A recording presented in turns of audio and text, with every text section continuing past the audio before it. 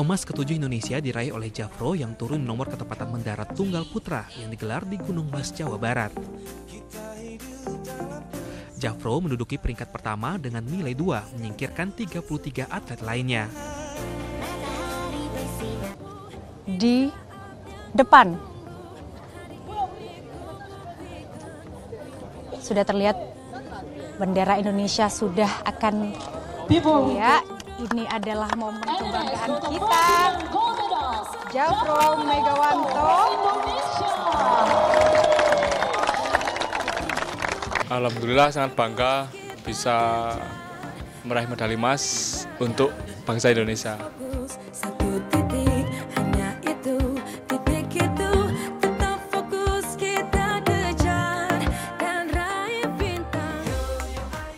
Kesuksesan Jafro Megawanto meraih emas di nomor ketepatan mendarat perorangan merentang kisah panjang tentang perjuangan sang atlet para layang.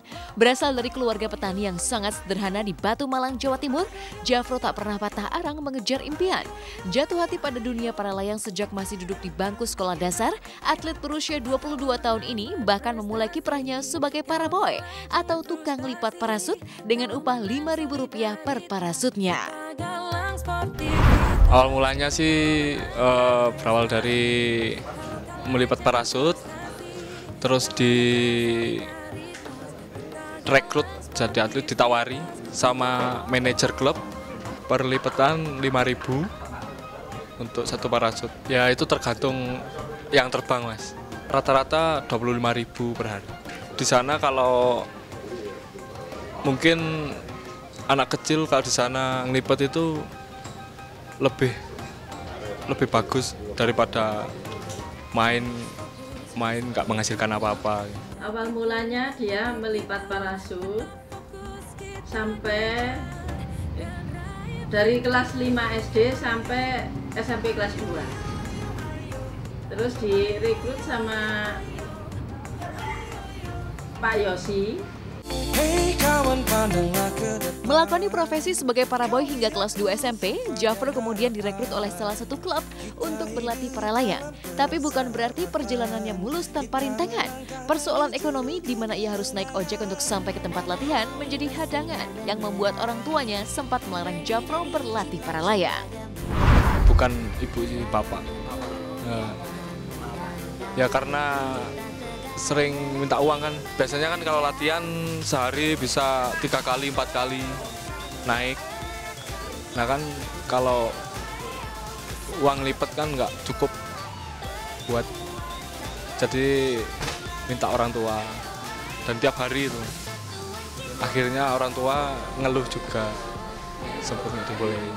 Yeah. Waktu sudah tidak sama Pak Yosi kan harus biaya sendiri untuk naik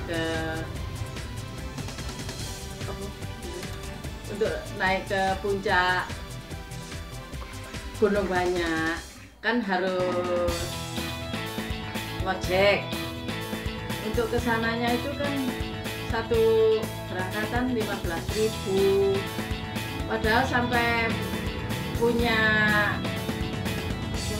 lisensi itu harus 40 kali terbang. Jadi kan harus 40 kali ojek orang petani.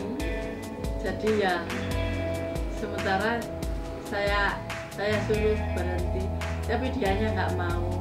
Bagaimanapun caranya dia harus terbang, harus dapat lisensi. Tak pernah ada yang sia-sia dari kegigihan dan kerja keras. Inilah yang dibuktikan Jafro dengan emas yang diraihnya dari para layang. Uang 1,5 miliar rupiah pun menanti sang atlet sebagai bonus yang dijanjikan oleh Kementerian Pemuda dan Olahraga. Lalu apa yang akan dilakukan Jafro dengan uang bonus tersebut? Kalau udah ada rencananya disisihkan untuk bersosial, terus untuk tim, terus untuk masa depan juga. Semoga para layang Indonesia bisa meraih hasil lebih baik lagi untuk kedepannya dan bisa mencetak atlet-atlet yang berprestasi. Pokoknya ya harus digunakan yang positif-positif aja lah ya, untuk sedekah itu, terus orang-orang yang nggak mampu, terus untuk melanjutkan rumahnya belum jadi, kuliah, katanya dia mau kuliah, jadi ya di semangati aja untuk kuliah harus. Perjuangan para atlet berlaga di pesta olahraga terbesar Asia telah mengalirkan banyak cerita dan puncaknya sebuah pesta meriah siap disuguhkan.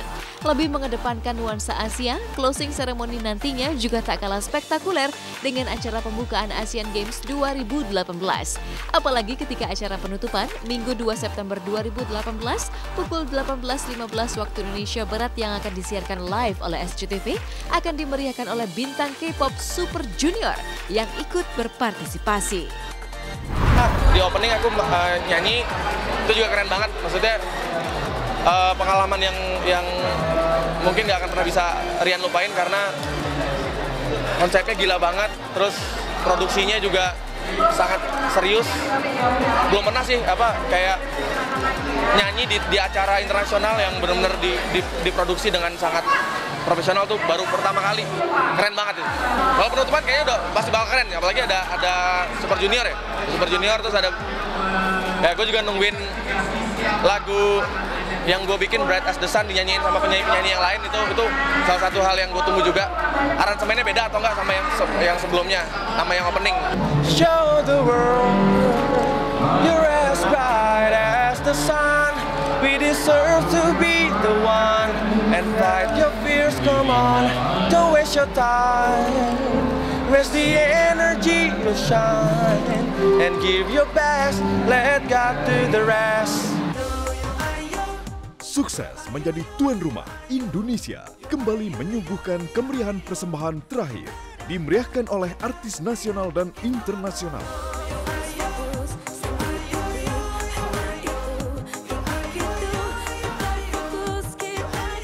Bersiap untuk closing ceremony Asian Games 2018, Minggu 2 September pukul 18.15, live di SCTV.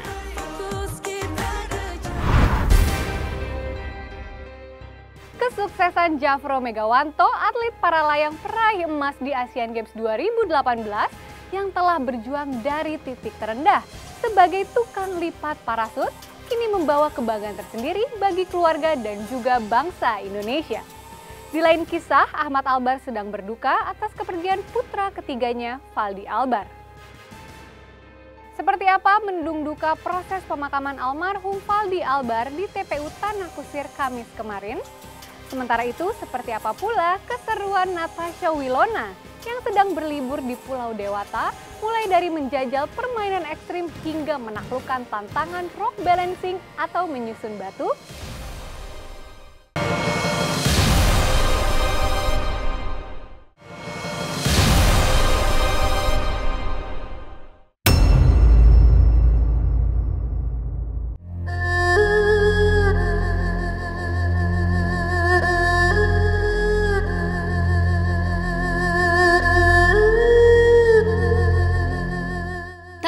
Lebih pekat dari mendung duka atas kehilangan orang tercinta. Ini pula yang menaungi musisi Ahmad Albar dan keluarga atas kepergian putra ketiganya, Faldi Albar, Rabu 29 Agustus 2018 di usia 36 tahun.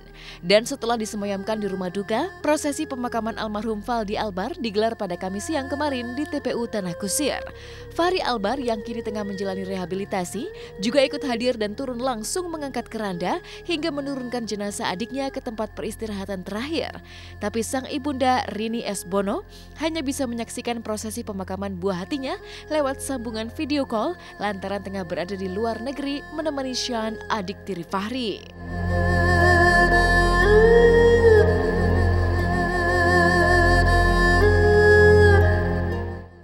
La ilaha illallah Muhammad Rasulullah. La ilaha illallah.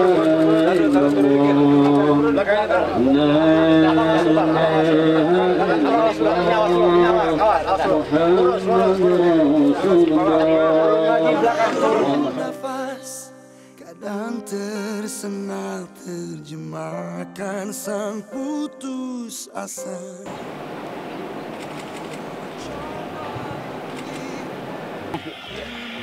Dari belakang. Kasih kakaknya.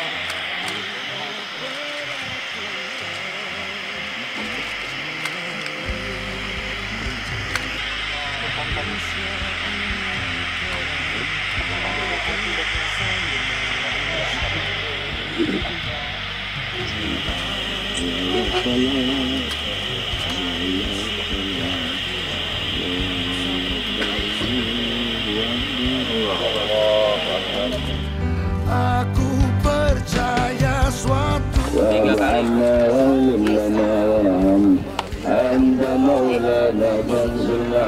Kalau sudah 3 kali, mohon. Untuk coba bicara dengan Tuhan.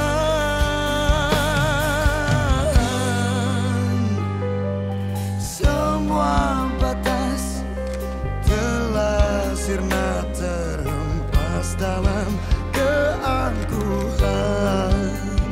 Dia kian terdiam. Mohon doanya semua.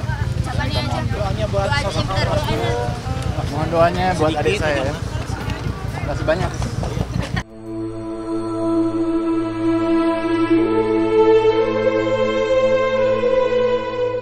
Kepergian Valdi di usia yang masih muda cukup mengejutkan.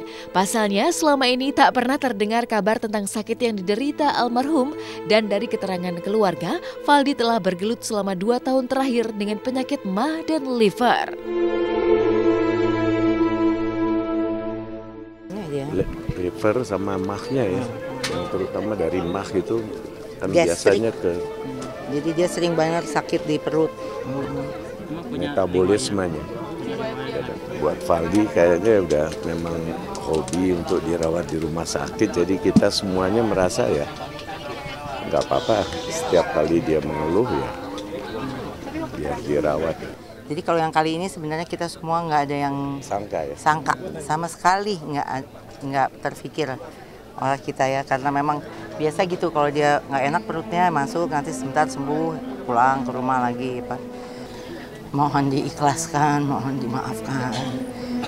Kita semua mengucapkan terima kasih dan sekali lagi terima kasih. Ya. Terima kasih ya. Mendapatkan tempat yang terbaik di sisi Allah ya. Itu aja itu yang saya kita harapkan semua.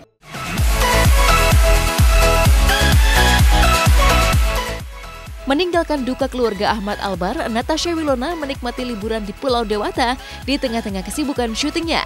Bukan ke pantai Bali, Natasha Wilona memilih menikmati suasana pedesaan dan menjajal permainan ekstrim di sana. Salah satunya adalah bermain ayunan di ketinggian dengan pemandangan curam yang cukup menakutkan.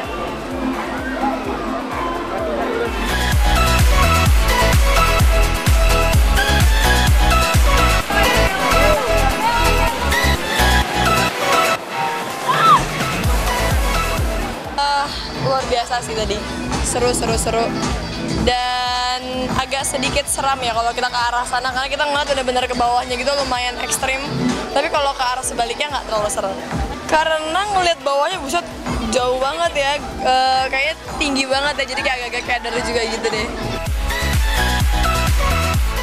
Berhasil mengalahkan rasa takut, Natasha Wilona ditantang sahabatnya untuk menyusun batu atau biasa disebut rock balancing. Lalu, mampukah kekasih Verrell Bramasta itu menyusun dan menyeimbangkan batu? Halo pemirsa, hari ini kita udah berada di Bali. Sekarang kita lagi berada di air terjun dan sekarang aku mau nantang Wilona buat nyusun batu kayak begitu tuh, challenge. kita samperin Wilwana. Will? Hai. Ye, aku mau nantang kamu. Tantangin apa sih, Di? Kita challenge batu kayak gini nih. Bisa nggak?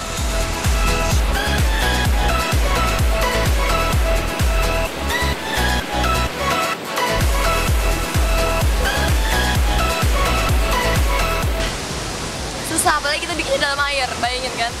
Air tadi kan lagi ngalir terus nih. Itu termasuk hebat tau, Dis. Jadi jangan deh gini, kita kayak kecil-kecilin ini.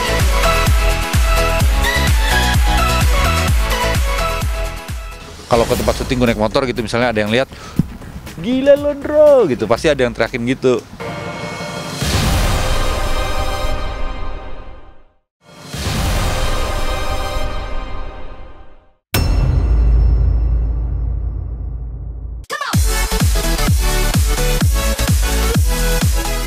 Bukan lagi sekedar menjadi penonton semata, film Wiro Sableng yang telah tayang di bioskop seluruh Indonesia sejak 30 Agustus 2018 kemarin menghadirkan pengalaman untuk penggemar mereka merasakan sensasi menjadi pendekar pemilik kapak maut Naga Geni 212.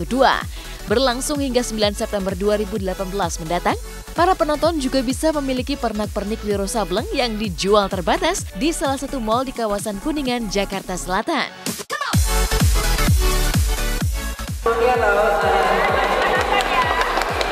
Atau dikenal dengan Lala ya. Tadi itu sudah 2 pertanyaan. Ini yang bikin Wiro Sableng. Kita lihat ya. Ini siapa bang? Nah, kembarannya Vino. Wah, ini gelangnya nih. Ini juga salah satu yang banyak dibeli juga nih. Jadi di Wiro Experience ini kita bisa beli merchandise Wiro, terus udah gitu bisa ada gamenya, ada virtual reality, bisa experience langsung. Tujuannya adalah supaya ketika nanti menyambut film Wiro Sableng 30 Agustus nanti, kita semua bisa ngerayain gimana sih rasanya kalau fight dalam film, bisa ngerasain langsung di VR ya. Tadi Vino udah nyobain. Dan jangan lupa nonton film Wiro Sableng tanggal 30 Agustus 2018.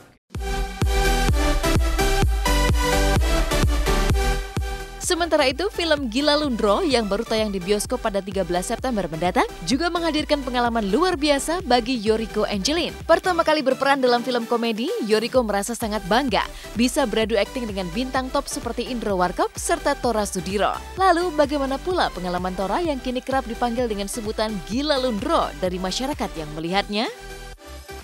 Dan aku belum lahir aja kayaknya mereka udah terkenal gitu kan. Mungkin karena aku belum pernah main di film komedi jadinya rada gimana sih kalau ngelawak itu gimana gitu. Kemarin diajarin sama ada komedi konsultannya juga kebetulan di film ini dan sebenarnya ternyata nggak sesusah yang aku bayangin. Abis film Warkop tiap gue jalan nih kemana-mana, kalau ke tempat syuting gue naik motor gitu, misalnya ada yang lihat, gila Londro gitu, pasti ada yang teriakin gitu. Dan sampai sekarang. Gue sih senang, gue sih bangga gitu ya. Apa yang gue tonton waktu kecil, apa yang menurut gue legend, akhirnya jatuhnya ke gue, itu gue senang gitu. Masih sih sampai sekarang tukang parkir apa segala macam, gila Londro sambil ketawa-ketawa gitu. Oh iya, gue ketawa juga. Harus banget nonton film Gila Lundro di bioskop seluruh Indonesia tanggal 13 September 2018.